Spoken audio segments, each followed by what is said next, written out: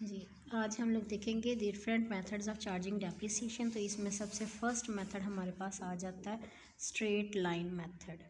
Straight line method के different names भी हैं। इसे आप लोग कह सकते हो ओरिजिनल कॉस्ट मेथड, या फिर आप इसे कह सकते हो फिक्स्ड इंस्टॉलमेंट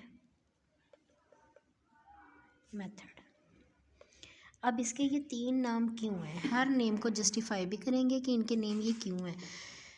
सबसे पहले है straight line method. Straight line method का मतलब ये है कि अगर हम बल्कि इससे पहले हम ओरिजिनल कॉस्ट को डिस्कस कर लेते हैं। इसकी कैलकुलेशन जो की जाती है ये हमेशा कैलकुलेट किया जाता है ऑन ओरिजिनल कॉस्ट।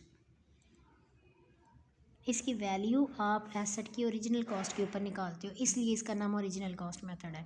और अगर आप हमेशा ओरिजिनल कॉस्ट पे ही निकालोगे तो हमेशा आपके पास एक फ़िक्स्ड वैल्यू ही निकलेगी, जिसकी वजह से हम इसे फ़िक्स्ड इंस्टॉलमेंट मेथड भी कह सकते हैं।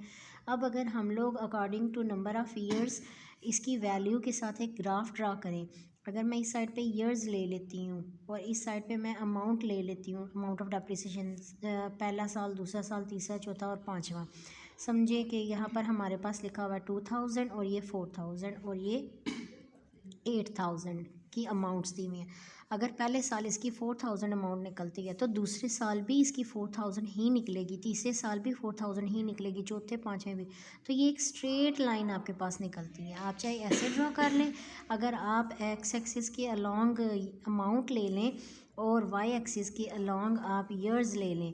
यहाँ पर अगर मैं अमाउंट लूँ और यहाँ पर मैं अगर ईयर्स को मेंशन करूँ तो ये भी हमारे पास एक फिर पैरेलल टू वाई एक्सिस हमारे पास एक स्ट्रेट लाइन जो है वो ओरिजिनेट होती है। इसलिए इसे बोला जाता है स्ट्रेट लाइन मेथड, क्योंकि इसका ग्राफ जब ड्रा किया जाता है तो आपके पास एक स्ट्रेट लाइन जो है वो जनरेट होती है।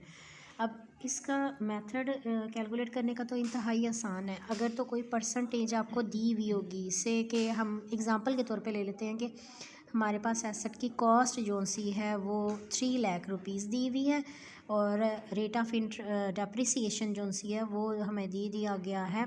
डेप्रिसिएट करना इसे at the rate of 10% per annum और फॉर 3 ईयर्स। तो हम सिंपली इस 3 लाख रुपीज़ का 10% निकालेंगे और इसका जो आंसर निकलेगा दैट विल बी 30,000 रुपीज़। तो हर साल हमने 30,000 रुपीज़ की ही डेप्रिसिएशन चार्ज करनी है। ये तो था इस मेथड के अकॉर्डिंग डेप्रिसिएशन कैलकुलेट करने का कि अगर आपको परसेंटेज दी जाए। अब अगर आपको क्वेश्चन के अंदर परसेंटेज नहीं दी जाती डेप्रिसिएशन की, बल्कि आपको कुछ और वैल्यूज़ दी जाती हैं, तो उनको डिस्कस कर लेते हैं।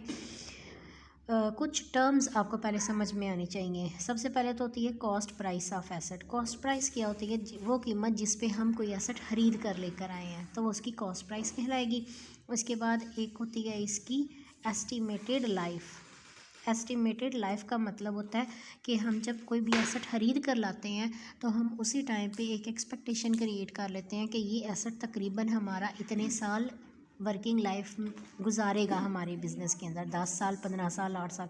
तो एक एस्टिमेशन जो आप लगा लेते हो according for the life of that asset, that is known as your the estimated life of the asset. उसके बाद कुछ एक होती है इसकी स्क्रैप वैल्यू एसेट की।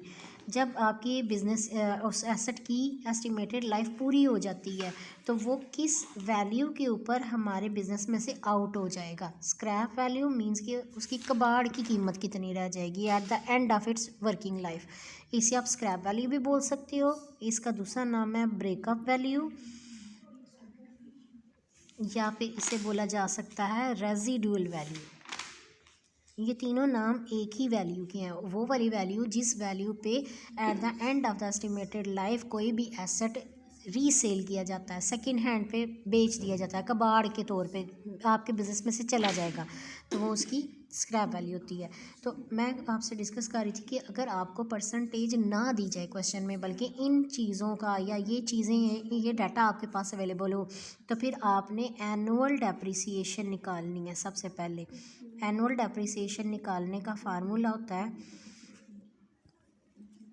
Cost price of asset minus scrap value scrap value लिख लो, ब्रेकअप वैल्यू लिख लो, या जो भी रेजिडुअल वैल्यू, ये इन तीनों में से कोई भी नेम इसका चल सकता है। यहाँ पे इसको डिवाइड कर देते हैं हम इसकी एस्टिमेटेड लाइफ पे।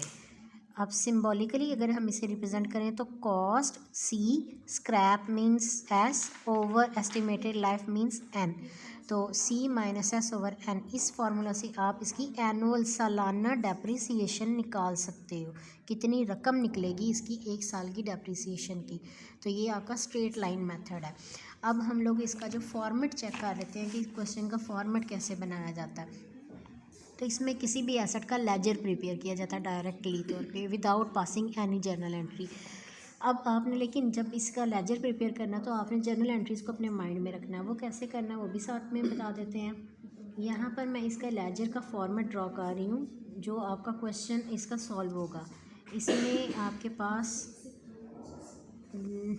जैसे लेजर बनता है ना, सेम टू सेम वही फॉर्मेट आएगा इसका, लेकिन वो जो छोटे कॉलम थे जर्नल फोलियो वाले उनको हम स्किप कर देंगे।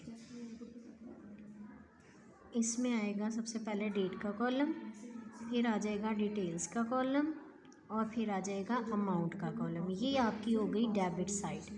फिर साथ ही डेट का कॉलम, डिटेल्स का कॉलम और अमाउंट, ये आपकी हो गई क्रेडिट साइड। ठीक है, तो टॉप पे हम उस एसेट का नाम लिख देंगे। अगर मशीनरी है तो टॉप पे लिख देंगे मशीनरी, अगर फर्नीचर है तो फर्नीचर का अकाउंट, अगर ट्रक है तो ट्रक अकाउंट, प्लांट है तो प्लांट अकाउंट, जो भी एसेट है उसका नेम लिख देंगे। अब आपने जो जर्नल एंट्रीज हम करते थे, फर्स्ट वन, जब कोई भी एसेट परचेज़ किया जाता है तो आप एंट्री क्या करते हो, asset account to cash account, यही एंट्री होती है ना। तो अब इस एसेट को आपने करना है डेबिट साइड पे। जब भी आपने एसेट को एक्वायर करना है तो यहाँ पर कैश भी आ सकता है, यहाँ पर बैंक अकाउंट भी आ सकता है, डिपेंड करता है आपकी क्वेश्चन की स्टेटमेंट्स पे। तो आपने जब भी एसेट परचेज़ करना है यहाँ पर उसकी एक्वायरिंग डेट मेंशन करनी है, और उसके बाद यहाँ पर रीज़न लिख देनी है कैश अकाउंट या फिर बैंक अकाउंट, क्योंकि आपका एसेट डेबिट हो रहा है, पोस्टिंग कर रहे हैं ना डायरेक्टली, तो यहाँ पर उसकी वर्थ मेंशन कर देनी है। उसके बाद जब आपने इसे क्लोज़ करना है, साल के एंड पे मोस्टली डेप्रिसिएशन चार्ज की जाती है। ठीक है, तो डेप्रिसिएशन की एंट्री क्या होती है, डेप्रिसिएशन अकाउंट टू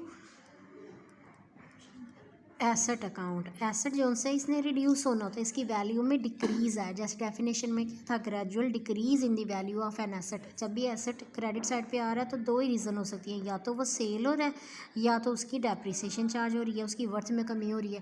तो अब ये सेल तो नहीं हो रहा लेकिन इसकी डेप्रिसिएशन चार्ज की जा रही है, तो आपने एसेट के अकाउंट को क्रेडिट करना है। यहाँ पर उसकी रीज़न लिखनी है, डेट मेंशन करनी है। क्लोजिंग डेट नॉर्मली 31 दिसंबर ही होती है। इस पे आपने यहाँ पर मेंशन करना है डेप्रिसिएशन अकाउंट, और यहाँ पर डेप्रिसिएशन की वैल्यू मेंशन कर देनी है कैलकुलेशन के थ्रू, और उसके बाद आपने इस लेजर को क्लोज़ कर देना है, क्योंकि एक साल का आपका टाइम ड्यूरेशन फिनिश हो जाएगा। अभी जैसे मैंने पीछे एग्जांपल ली थी कि अगर आप 3 लाख रुपीज़ का एक एसेट एक्वायर करते हो, हम कह देते हैं ऑन 1 जनवरी, तो 1 जनवरी मैं यहाँ मेंशन करूँगी, और इसको जब क्लोज़ करेंगे 31 दिसंबर पे तो 30,000 रुपीज़ इसकी डेप्रिसिएशन आई थी।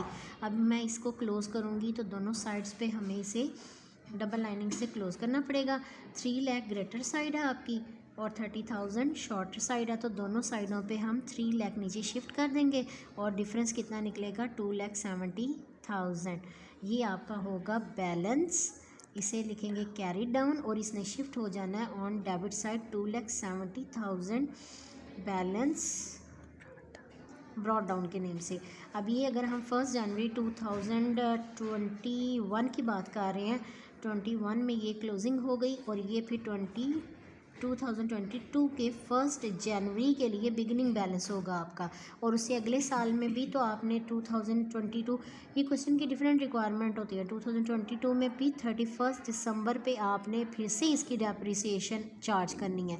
क्वेश्चन के अंदर बोला जाता है भाई आप इसकी डेप्रिसिएशन 2 ईयर्स के लिए चार्ज करें, या 3 ईयर्स या 4 ईयर्स, जितनी भी ड्यूरेशन बताई जाएगी हम उतने सालों का ऐसे उसका लेजिड सब प्रिपेयर करते जाएंगे। ये आपके पास एक साल के एंडिंग पे, अगले साल की स्टार्टिंग पे उसकी बुक वैल्यू आ गई।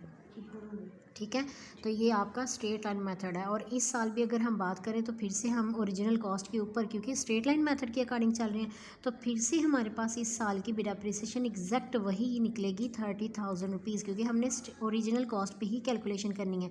फिर से हम इसे क्लोज़ करेंगे। अब की बार आपके पास यहाँ पर टोटल के कॉलम में आएगा 2,70,000, और इसमें से 30,000 हम माइनस करेंगे, पीछे बच जाएगा 2,40,000। तो ये आपके पास आएगा यहाँ पर बैलेंस कैरी डाउन के नेम से।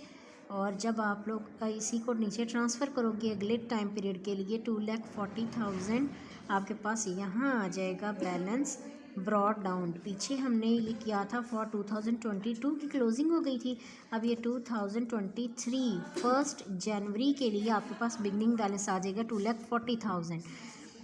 क्लियर हो गया? होप सो आपको समझ आ गई होगी। कल इंशाल्लाह इसका सेकंड मेथड डिस्कस करेंगे।